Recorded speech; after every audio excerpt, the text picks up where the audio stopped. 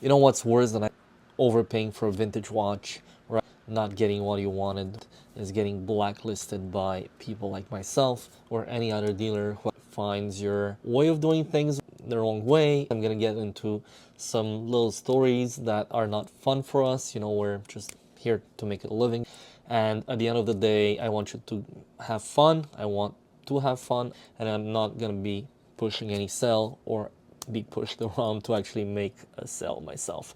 We are in a symbiotic relation with customers, with dealers, with everyone around, and honestly, when we have good relations, we go a long way all together. If you want to collect, you will get a long way if you're dealing with people that are honest. In so many years that I've been doing this, it has been very, very touching to meet tremendous people who have helped me, who brought me where I am right now. But there's also really bad relations that I've had in the past. Might it be with dealers, might it be with people who are beginning in the industry, or might it be with people who try to push you around. And I'll give you about 10 ways that you can start a really bad relation with someone.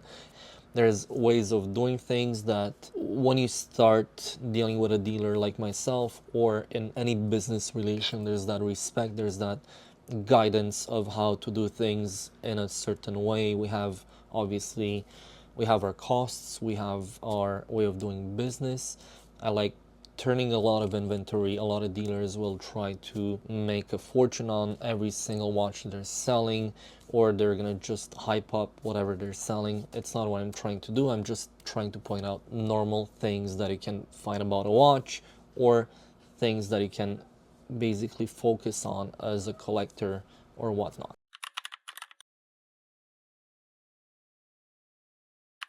The first thing you have to know is do not haggle like if you're in a flea market, okay? If you're coming to see a dealer and you see a price tag, don't think that you're gonna get a watch for half of the price. That happens to me all the time on eBay. I'll give you an example. I paid $3,000 in the store, Canadian dollars, listing it for 3,000 US. There's obviously fees, there's not so much room to negotiate. So let's say I sell it for the full asking price. I'm going to be left with $3,650, $3,700 in my pockets, which is a good return. A lot of people want a discount. How much can I give? Obviously, I cannot run a business just making $50 to $100 per watch. It's just impossible. I have to give you a warranty, have to include FedEx shipments in almost all my sales. If we go through all the fees and everything, including the store, including the insurance, including everything else that has to do with the watch itself and the sell in itself. So it's not A to B. There's many steps before the watch gets to you guys. So obviously it's very, very difficult to make a huge amount of money on a watch because we have the buying and then we have the selling where we have fees, obviously.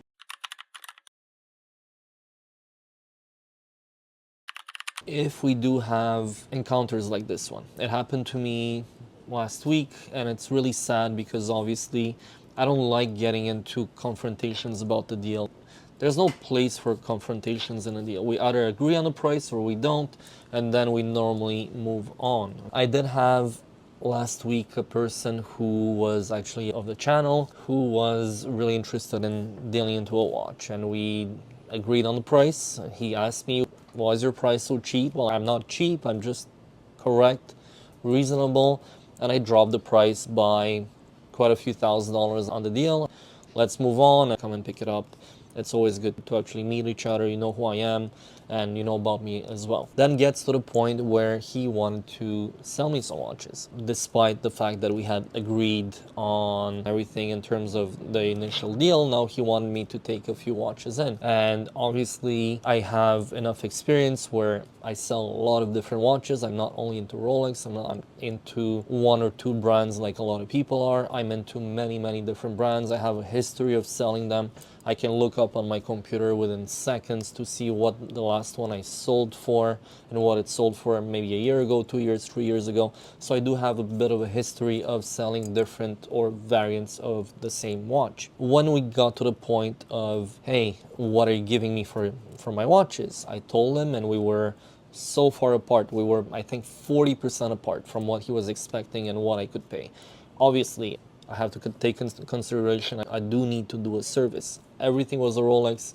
My cost on a regular Rolex is about $400, $500, and I'm not cutting the corners, okay? It's either I do it or I don't. I do it right or I don't do it at all. The next step is the fact that his watches were poorly polished in the past. Two of them were really, really bad. Therefore, I had to take into account the condition as well. And obviously, we didn't agree on the price. We were so far apart, and I told him, let's agree to disagree. The person got really aggressive, and what did I decide to do? I just blocked the person, okay? I'm not here to do anything else but do my job. If you're being aggressive with me, there's no reason for us to continue a relationship or whatever you want to call it in this business. There's no reason for me to push you to buy anything from me. I'm not here to fight with you over a price or over a deal. There's no such thing as putting pressure on other side. It's always best to take a step back. You see what your needs are. I see what my needs are as a business. And if we come to an agreement, it's very good. Obviously, selling online incurs time, money in terms of fees, time to list, obviously, the time you're going to take to respond to customers or people who might be interested in buying. It might seem really easy, and you see obviously TikToks where you take a watch, you just flip it to your left hand, and then just money appears out of nowhere. Is it easy sometimes like that? It might be, okay, but that's maybe 1, 2, 3% of the deals. Every single other deal is made with time, with effort, with knowledge, and with preparation for you to see the watch.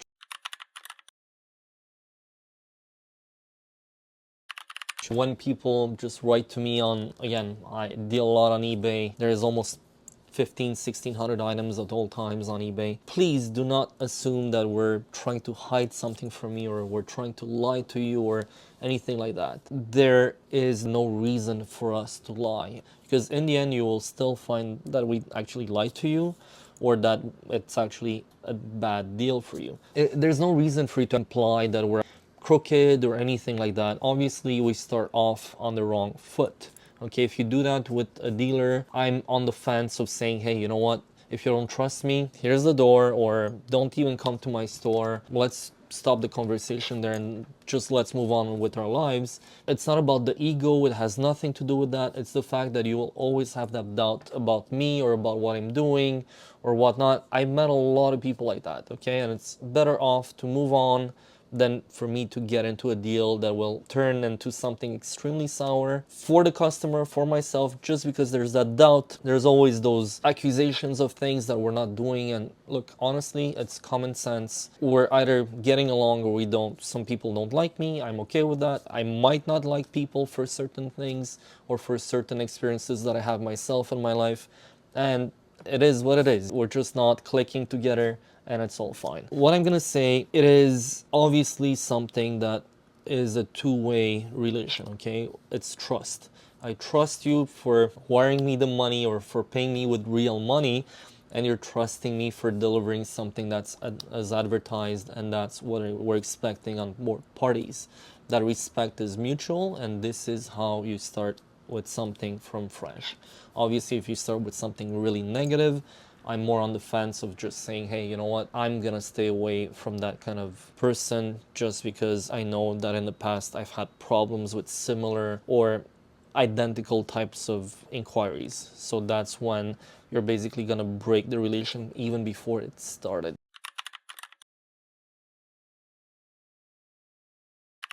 Next thing, and I told you many times, if you're not doing your homework and you're about to spend thousands of dollars on something and you're basically totally clueless, I will take the time. I have no problem taking the time to tell you what it is.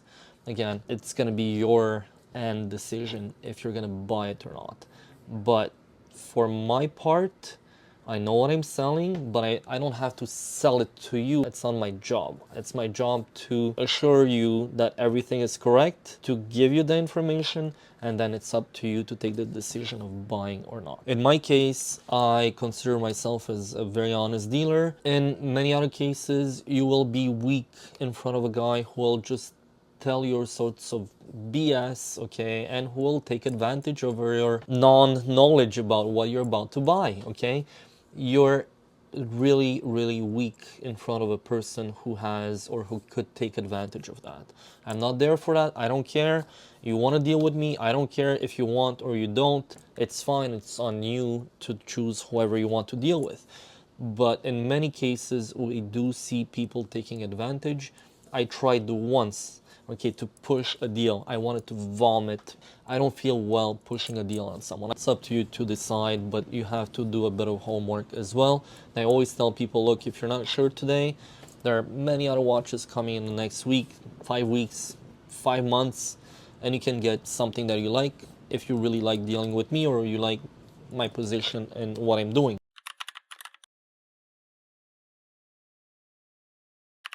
The next thing that I would say, do not treat us like banks, okay? We always have money issues in many ways, as many dealers do. We can be broke one day, we can be buying 10 watches the next.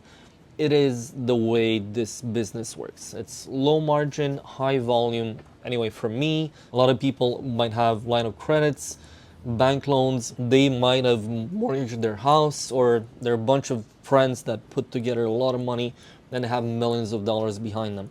I do not, and even when you do, when people come to you with 3, 5, 10, 20, 30 watches in a day, it might happen that you just go broke overnight and then you just have to sell your inventory. That happens all the time in this industry. We're not banks. We're not able to support your purchase. If you want a loan, you can go to your bank, but I strongly tell you not to do it, okay? If you're not, let's say, rich enough to buy a watch, might even be $1,000. Don't buy it. This is very important. It's a very, very expensive hobby if you're getting deep into it. And despite the fact that a lot of people tell you that you're gonna make a lot of money, I doubt that very, very many people make a lot of money in this industry by buying a lot of watches. We do because we buy, we make our 7, 8, 9%. There's a lot of fees, around that, and it doesn't mean that we're making a lot. So that's why it's very, very bad for us to actually start holding watches. I don't hold watches anymore unless I get a deposit. You have a week, and that's going to be it. If you leave, a 10, 20% deposit, then that's pretty much what I can do. If a dealer can hold for much longer, tell yourself that most probably the guy is making 30, 40% on you as a dealer. So obviously, if I would make 40% on every watch, I would be a billionaire by now. It's very, very difficult for us to support people's purchases, okay? You have to have the money to do it.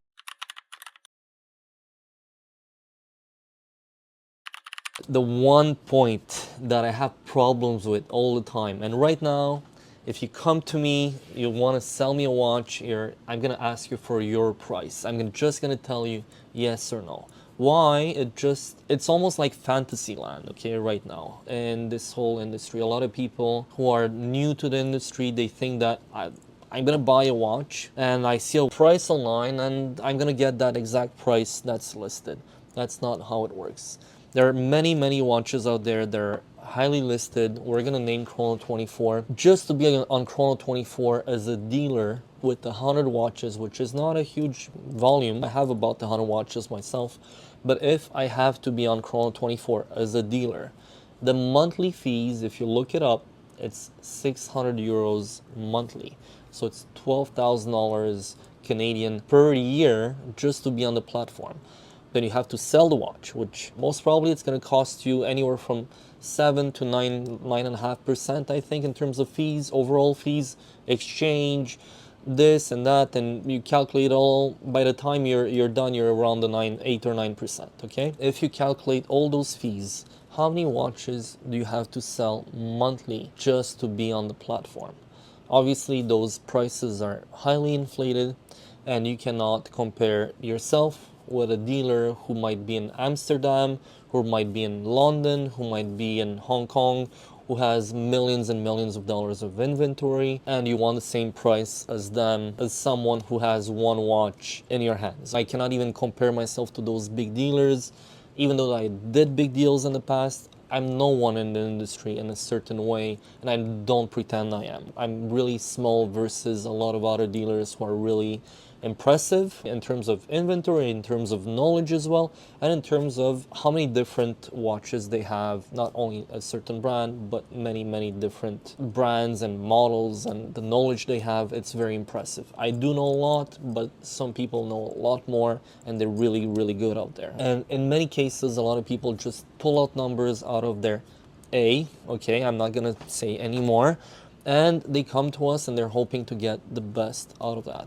It's the same thing here. I'm here to sell. I'm not a museum. Obviously, like there's a lot of stuff behind me. And you have to understand that a lot of dealers have stopped evaluating watches for people, especially like someone like me. I'm still a small dealer. I get offered up to 20, 30 watches in certain days, even more. And do you think I have only this to do every single day to respond with evaluations on every single watch? No one knows what they're worth. I always get the same answer. I didn't do my research. They're always looking on Chrono 24. They're always expecting what Chrono 24 tells them that the watch is technically worth. It's not the case. It's not what the reality is. I'm on most probably maybe 25, 30 private groups on Facebook, on different platforms, and honestly, the discrepancy and the expectations and the reality is very, very big. And we're not in a fantasy land, or I'm not a magician being able to give you your price in the hope of finding a, sorry to say it, but a stupid idiot who will just come in and bring a bag of cash or send you a crazy amount of money for something that's worth half of what you're asking. Okay, I've never encountered such customers. I never found them. I don't know if some people have a lot of customers like that, but I don't. And honestly, I'm here to sell my watches, and I'm not here to scam people. And you have to understand that we're not gonna find anyone who will pay more than the market price or just below market price. So it goes a bit both ways. We have to find a middle ground, but if you're starting by asking me $10,000 for something that's worth 5, 6,000, I'll obviously just say no, and I will just move on with my day. I just don't have the energy to bring you down to the $4,500 for me to sell the watch at 5,000 or 5,500. I just don't have the energy to spend 4 hours with you just to haggle for a little commission on a watch. I have other deals incoming the next hour or maybe the next 5 minutes, so I just have to be as efficient as possible as a business. So don't take it bad. I'm trying to be polite. A lot of dealers maybe are not going to be as polite, but you just have to respect that as well and be on a page where you're going to say, hey, you know what, I see them listed at $10,000, $12,000. Will you take it for 8? Maybe you're gonna agree at $7,500, and the dealer might get 8 or 85, $9,000. Let them make their money. They're gonna take all the responsibility and all the risk.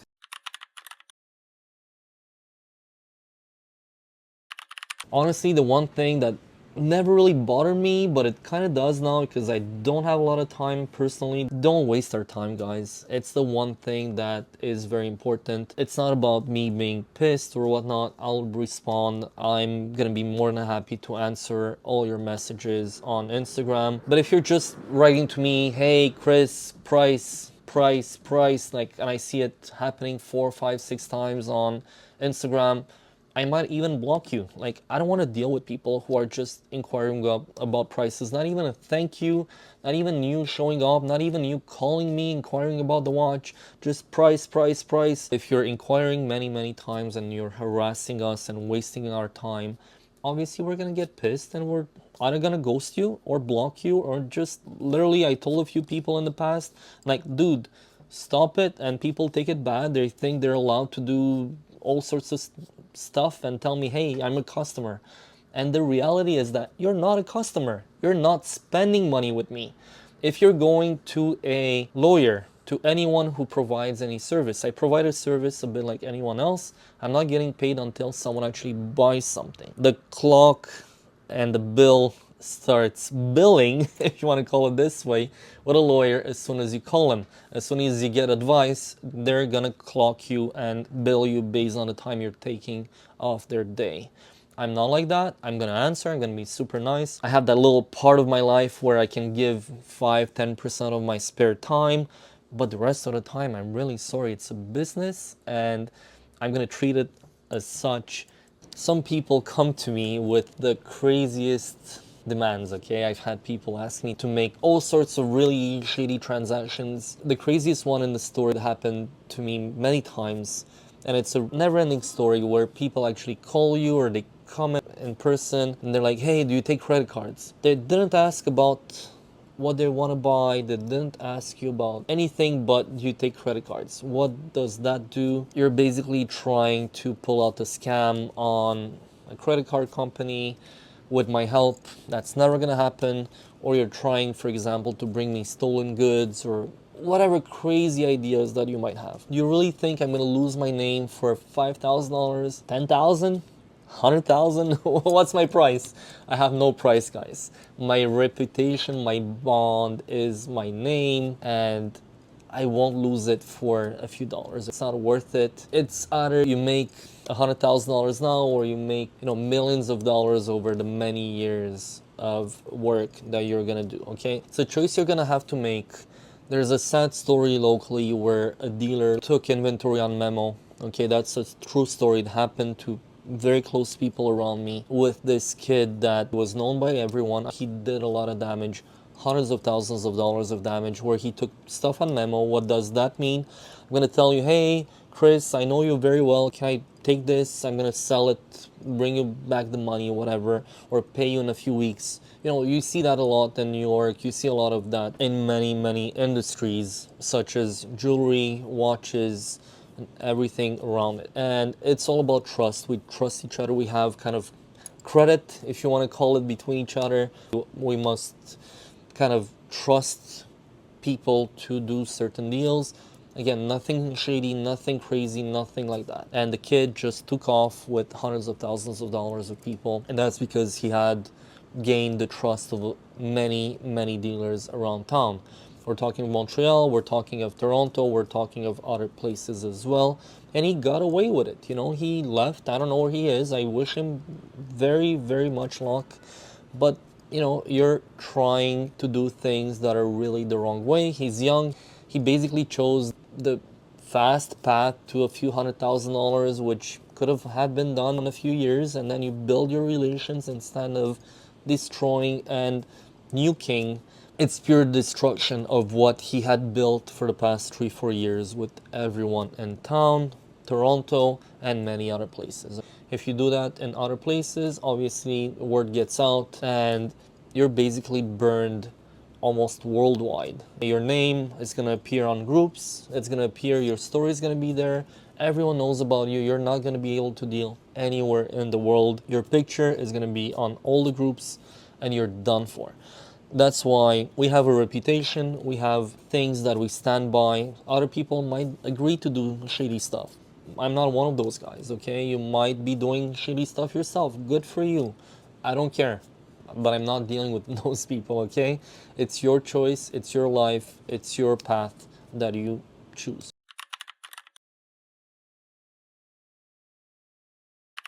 The last point that I'm gonna make in the video is knowledge. I have a kid, he calls me, he's asking me, hey, can you help me authenticate a watch? I'm like, yeah, look, I do it.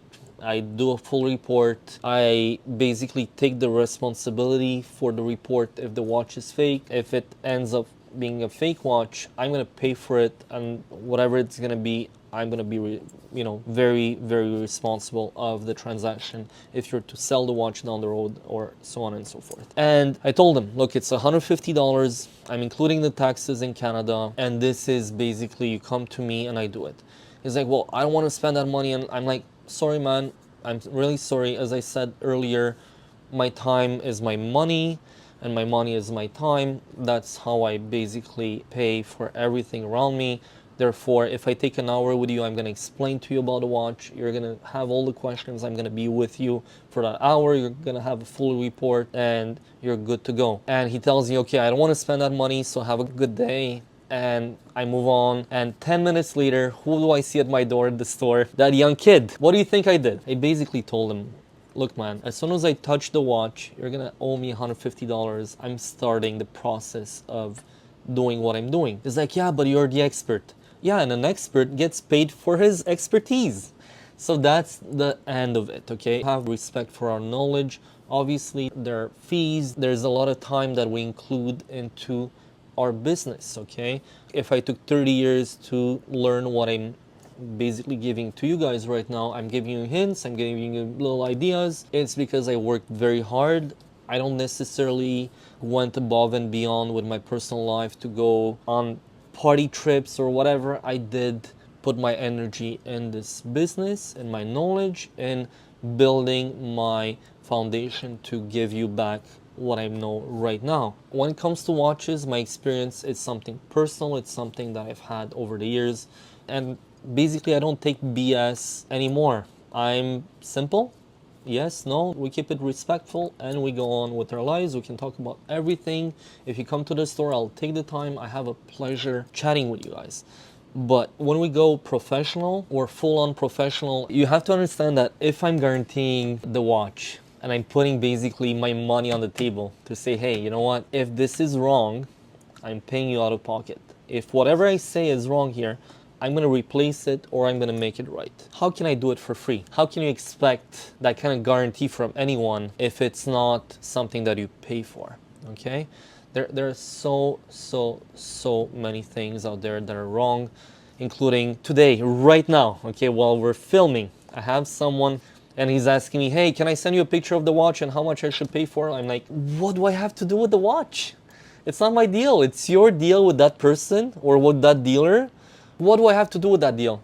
How am I gonna spend my time to actually basically waste it better? You know, I'm not here to waste my time. I'm here to run a business, okay? So this is a lack of respect for what we're doing and for people's time. Even if I know, even if I tell people, I did save people's asses in the past. And I had, for example, a person was gonna buy a 5513 Submariner. I told him, look, the dial is wrong, the hands are wrong, the bezel is wrong, it's totally polished. He's like, no, but the guy said it's unpolished. And I'm like, look, man, trust me, it's really bad. And he was about to spend $17,000 or $18,000. It was a Sunday. It's my only day off.